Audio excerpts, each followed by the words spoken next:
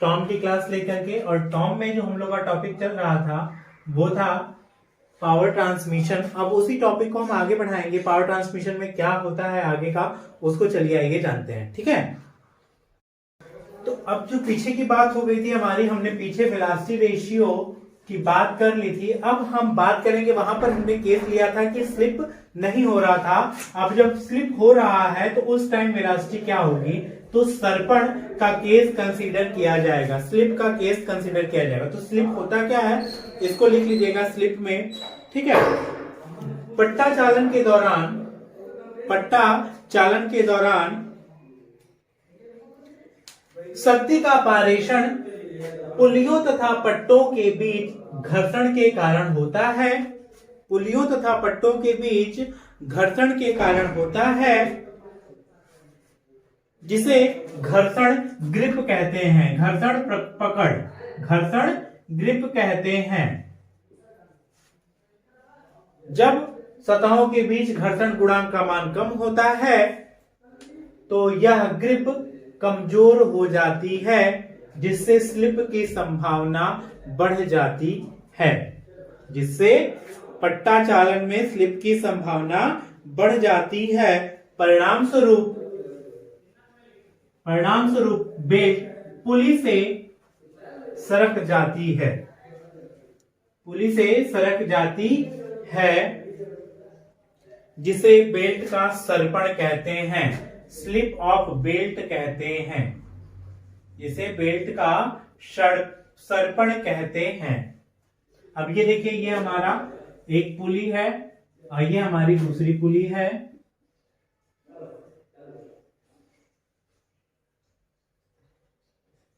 ये चल रही है, ये चालक है और ये चलित है, ये इसको चला रही है ड्राइवर। ये हमारा ड्रिल है, ठीक है, और ये हमारा बेल्ट है, इसके ऊपर लिपटा हुआ। माना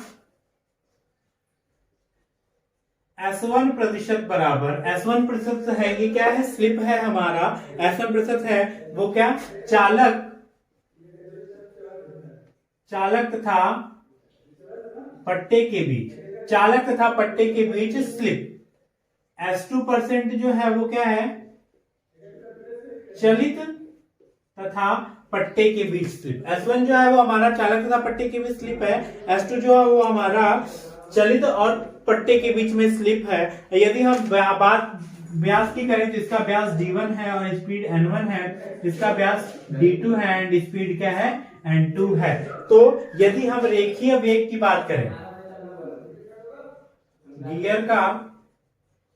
गियर ए, इसको ए ले लेते हैं, चालक का गियर ए, चालक का पिच रेखीय वेग, चालक का पिच रेखीय वेग VA बराबर क्या हो जाएगा भाई, VA बराबर पाई D1 N1 अपान 60। यही होगा पिच रेखीय वेग। अभी हम लोगों ने निकाला था, इतना आपका मीटर प्रति सेकंड होगा। ठीक है, चालक ए का पिच रेखीय वेग। और बी का, गियर बी का, अगर हम गियर बी चलित के पिच रेखीय वेग की बात करें तो VB बराबर क्या हो जाएगा भाई, पाई D2 N2 अपान 60। अगर वहां पर किसी प्रकार का कोई स्लिप नहीं था तब ये चीज हो रही थी। अगर स्लिप होगा, मतलब ये दोनों बराबर हो जा रहे थे, अगर स्लिप होगा तब ये क्या होगा, क्या फर्क पड़ेगा, आइए उस पर विचार करते हैं। ठीक, तो देखिए, अब यदि हमारा यहां पर हमने माना है S1 जो है वो चालक और पट्टे के बीच में है, ये इसको V1 कर लो, ये V2 कर लो, ज्यादा सही रहेगा। ये V1 और ये हमारा V2। ठीक है, V1 हो गया, V2 हो गया। तो बेल्ट का चालक पुली पर स्लिप S1 के कारण वेग V बेल्ट, ये क्या हो जाएगा भाई, पट्टे का वेग, क्योंकि अब ये पुली का, पट्टे का जो वेट है वो पुली के वेट से क्या है, S1% कम है, तो ये हमने मान लिया पुली का वेट V1 है और पट्टे का वेट क्या हो जाएगा, V1 से S1 प्रतिशत कम, यानी कि V1 S1 अपान 100।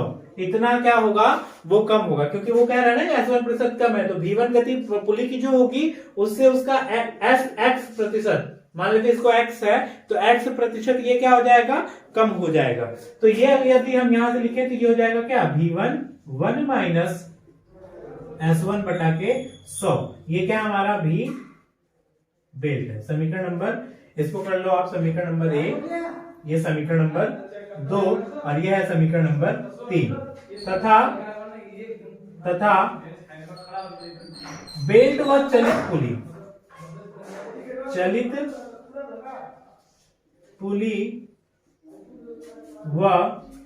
चलित पुली का वेग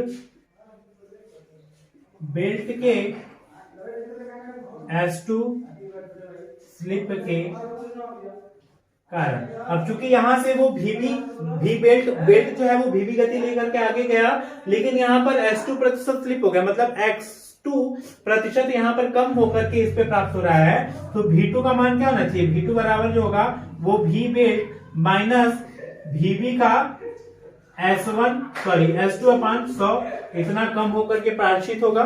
ठीक है, तो यहाँ पे यदि हम VB कॉमन कर लें तो VB कॉमन कर लेंगे तो ये क्या हो जाएगा, 1 माइनस S2 अपान 100, ये क्या हो जाएगा V2।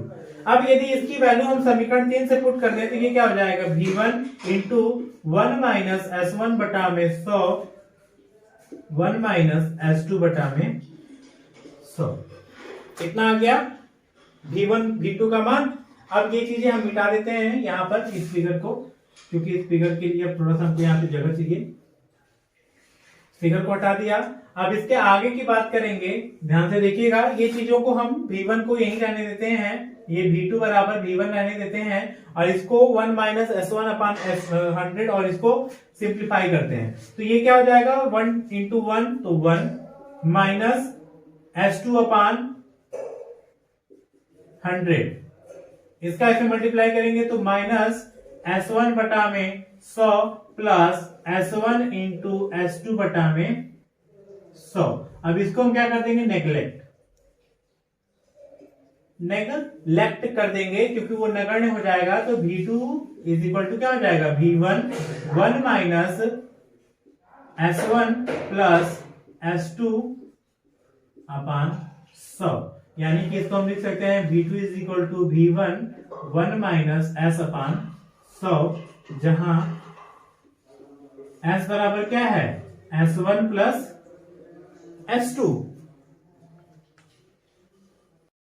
तो इसको देखिए यहां पर ये S बराबर लिख दिया हमने, S1 प्लस S2 बराबर टोटल स्लिप, टोटल सर्पण, ये क्या हमारा टोटल स्लिप है।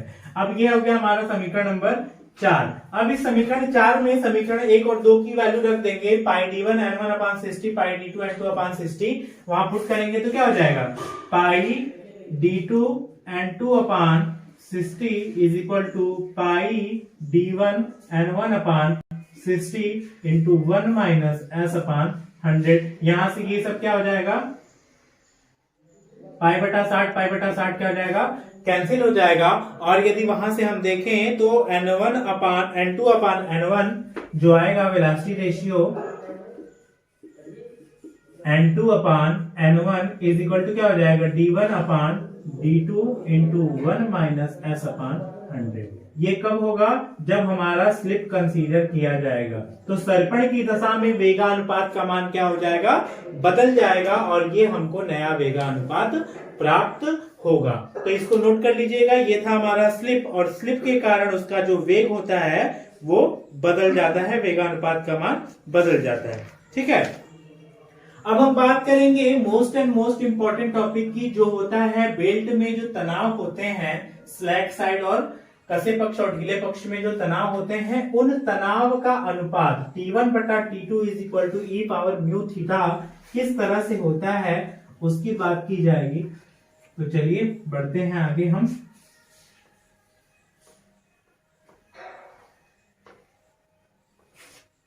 ये जो डेरिवेशन करने जा रहे हैं हम लोग अब, initial tension in belt, ratio of driving ratio of driving tension, ये हेडिंग है most and most important, ratio of driving tension, ratio of driving tension मतलब वो जो हमारा गति हो रहा है उस गति के कारण जो उसमें टेंशन आ रहा है वो क्या होगा, रेशियो ऑफ ड्राइविंग टेंशन। तो यहां पर हम छोटा सा एलिमेंट लेंगे, जैसे ये हमारा पुली है, इस पुली पर ये पट्टा चढ़ा हुआ है इस तरह से, ठीक है, और इस पट्टे का हमने थोड़ा छोटा सा एलिमेंटल पार्ट लिया है, तो इसका ये केंद्र है, ये केंद्र से ये हमारा जो पॉइंट है ये हमारा P है और ये हमारा Q है, यहां पर ये पट्टा इस तरह से है, इतनी मोटाई का,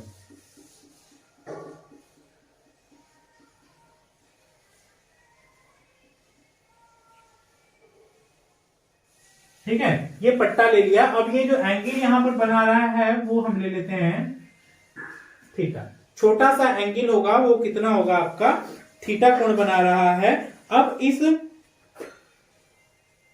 यदि इस पट्टे का बड़े वाले भाग का देखें तो इस एंगल को आप कर लीजिए थीटा, और ये जो छोटा वाला भाग है इस एंगल को आप कर लीजिए थीटा, ये ए और बी ये वाला जो पोर्शन है, ठीक है, और इस एंगल को हम ले लेते हैं डेल्टा थीटा, इसको फिर छोटा सा एलिमेंटल एरिया है, पीक्यू क्या है, पीक्यू जो है वो बेल्ट का एलिमेंटल एरिया है, एलिमेंटल भाग है, ठीक है, जो डेल्टा थीटा कोण बना रहा है। अब यहां पर तनाव है, मान लीजिए ये T1 है, इधर तनाव जो है वो T2 है, ऊपर साइड में जो तनाव है वो आपका T1 है और इस साइड में जो तनाव है वो आपका T2 है। चलिए अब इसको बढ़ जाते हैं यहां पर लेकर के, इस PQ को यहां से इस छोटे से भाग को यहां अलग से फिगर बना लेते हैं बड़ा करके, और इसको हम मिटा देंगे, ठीक है, ये जो है वो हमारा इस तरह का PQ है,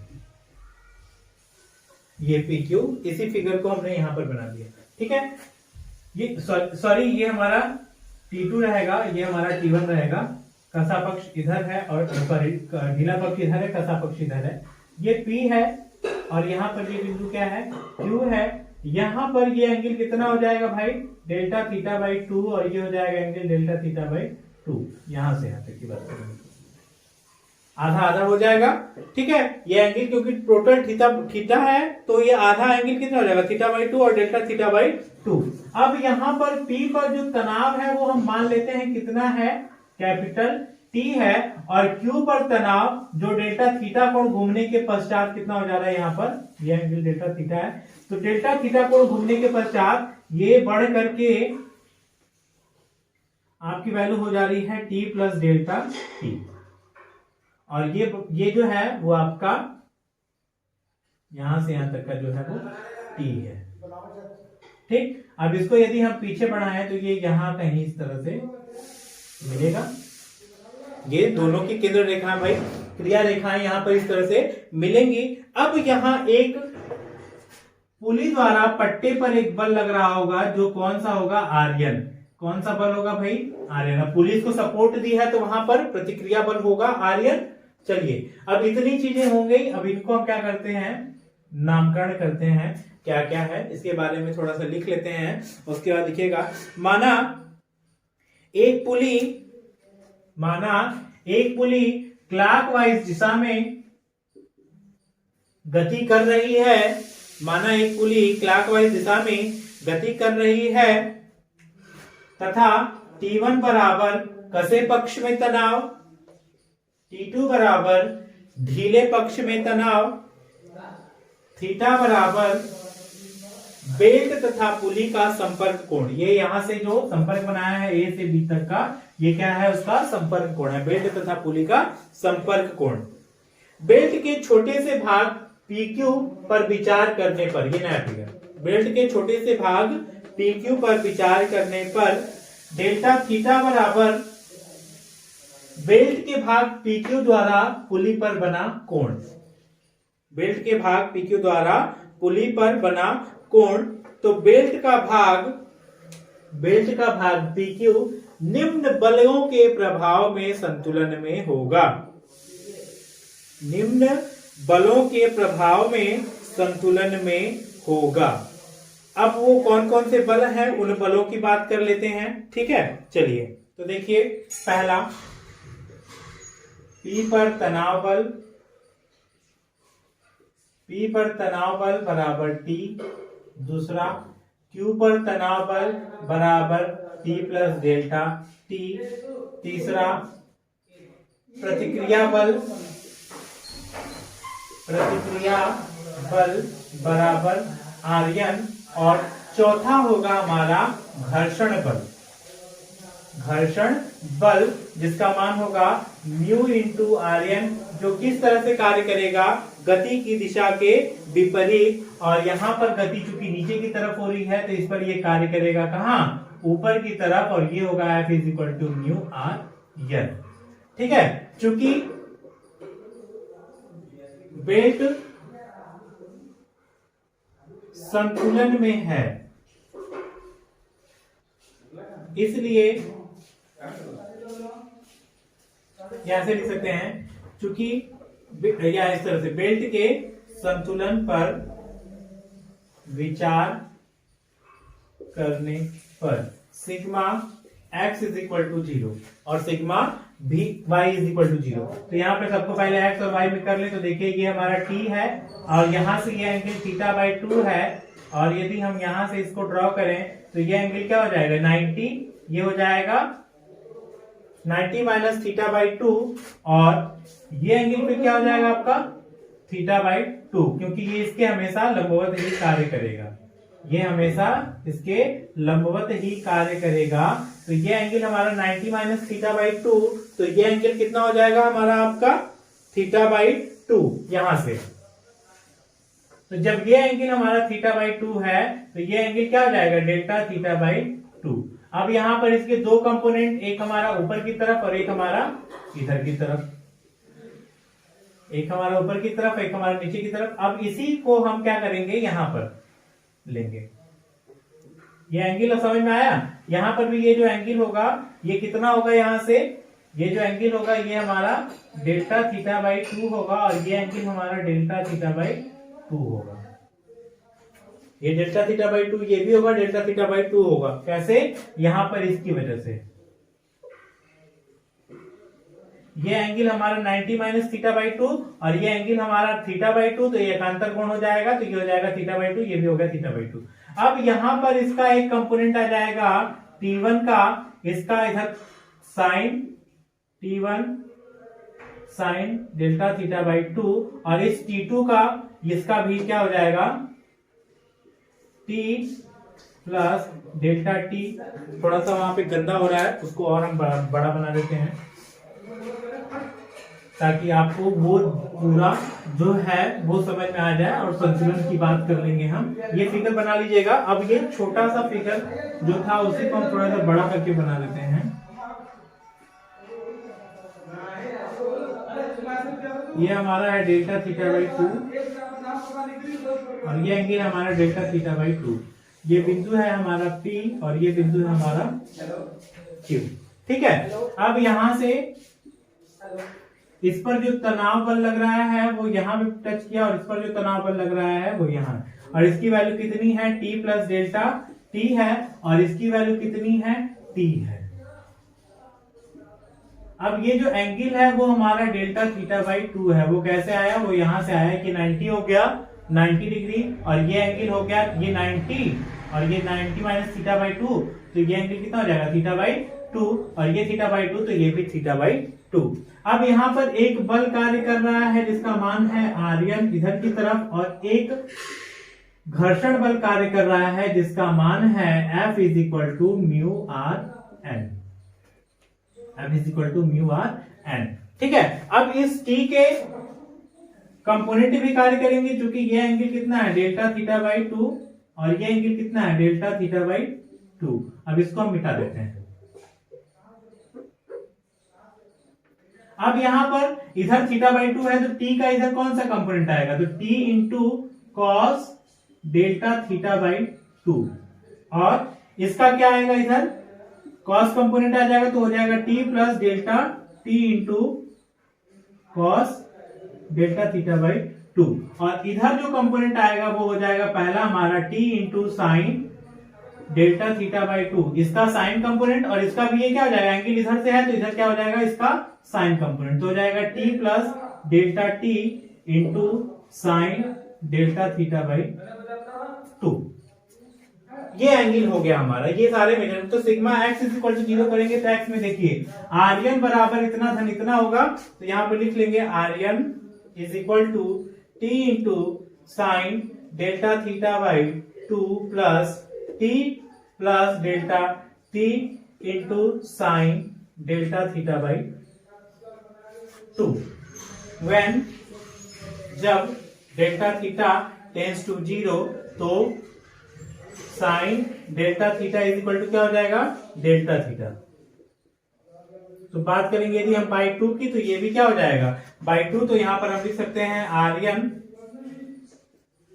आर्यन इज इक्वल टू क्या हो जाएगा T1 into delta theta by 2। अब ध्यान दीजिए यहां पर भी T1 into delta theta by 2 आएगा, तो यहीं पर हम लिख दे रहे हैं 2 इंटू और plus delta T into delta theta by 2, और ये हो जाएगा हमारा क्या, नगण्य, नेग्लेक्टेड कर देंगे इसको, क्योंकि ये दो छोटे छोटे पार्ट की वैल्यू है तो इनका गुणनफल भी छोटा आएगा, और ये 2 से 2 कट जाएगा, तो Rn बराबर क्या आ गया, Rn is equal to T into delta theta, समीकरण नंबर 1। ये कहां से आया हमको, सिग्मा एक्स बराबर 0 से। अब हम करेंगे sigma Y is equal to 0। Sigma Y बराबर 0 करेंगे तो क्या हो जाएगा, F plus T cos delta theta by 2 is equal to T plus delta T cos delta theta by 2। जब delta theta by 2 tends to 0 तो कॉस कहां जाता है, cos delta theta by 2 tends to 1, 1 हो जाएगा, तो यहां पर 1 रख देंगे तो ये हो जाएगा F plus T is equal to T plus delta T. अब यहां पर यदि हम करें तो टी इधर जाएगा तो कट जाएगा, ये हो जाएगा F is equal to delta T. F is equal to delta T हो गया, और एफ इज इक्वल टू है क्या, mu into R N is equal to delta T, समीकरण नंबर 2। समीकरण 1 तथा 2 से आर की वैल्यू यहां पर हम पुट कर देंगे, तो ये क्या हो जाएगा, mu into T into del theta is equal to del T. अब यहां पर इसको म्यू इंटू डेल थीटा ही रहने दें, और इसको हम कर दें डेल टी अपान टी, समीकरण नंबर 3। समीकरण नंबर 3 हो गया। समीकरण 3 को समाकलित करने पर,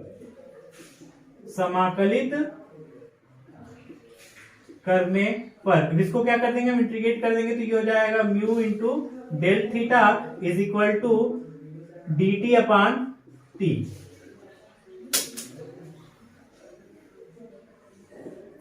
डी टी अपान टी, ठीक है। तो डी टी अपान टी का यदि हम डिफ्रेंसिएशन करें तो ये क्या हो जाएगा भाई, इधर हो जाएगा म्यू थीटा, यहां पर देखिए ये जो लिमिट होगा इसको 0 से थीटा होगा, और इसकी जो लिमिट होगी वो क्या हो जाएगी T2 से T1, तो ये क्या हो जाएगा log T1 अपान T2, ठीक है, माइनस होगा तो log T1 अपान T2 हो जाएगा log a माइनस बी। अब यहां से यदि हम इसका वापस इधर कर दें तो ये क्या हो जाएगा T1 अपान T2 log ये बेस ही होता है, तो ये हो जाएगा e पावर nt log लेने पर, nt log लेने पर दोनों पक्षों का एंटी लॉग ले लेंगे, तो ये आ जाएगा T1 upon T2 is equal to e power mu theta. ये लॉग चला आएगा इधर, तो ये क्या हो जाएगा e के पावर म्यू थीटा। तो इस तरह से आपका ratio of driving tension complete हो जाता है, जिसका फार्मूला क्या आता है T1 upon T2 is equal to e के पावर म्यू थीटा। इसको समझने के लिए हमने ये पी क्यू छोटा सा एलिमेंटल पार्ट लिया, अगर ये समझ में नहीं आएगा तो हमको बताइएगा। ध्यान कहाँ देना है, सिग्मा एक्स बराबर 0 करके, सिग्मा वाई बराबर 0 करके इस चीज पर ध्यान देना है कि डेल्टा थीटा टेंस टू 0 होगा तो कॉस थीटा का मान क्या होगा, और जब डेल्टा थीटा 0 होगा तो साइन थीटा का मान क्या होगा। अगर ये आपको याद है तो इन दोनों को मर्ज कर लेंगे तो आपका पूरा क्लियर हो जाना है। ये था आपका रेशियो इन ड्राइविंग टेंशन। अगर आपको ये वीडियो पसंद आई है तो प्लीज लाइक कीजिएगा, जो हमारी अगली वीडियो होगी उस वीडियो में हम लोग पावर ट्रांसमिशन की बात करेंगे, साथ ही साथ इस पर सेंट्रीफ्यूगल बल का क्या प्रभाव पड़ता है, यदि अब केंद्रीय बल कार्य कर रहा है तो वहां पर क्या प्रभाव पड़ेगा रेशियो का, वो चीज की बात करेंगे। और उसी के साथ ये आपका पावर ट्रांसमिशन में बेल्ट ड्राइव समाप्त हो जाएगा। तो अगर ये वीडियो अच्छी लगी है तो प्लीज इसको लाइक कीजिएगा और हमारे साथ जुड़े रहिए और हमारी सुविधाओं का लाभ उठाते रहिए। हम आपसे मिलेंगे अगली वीडियो में, तब तक के लिए धन्यवाद।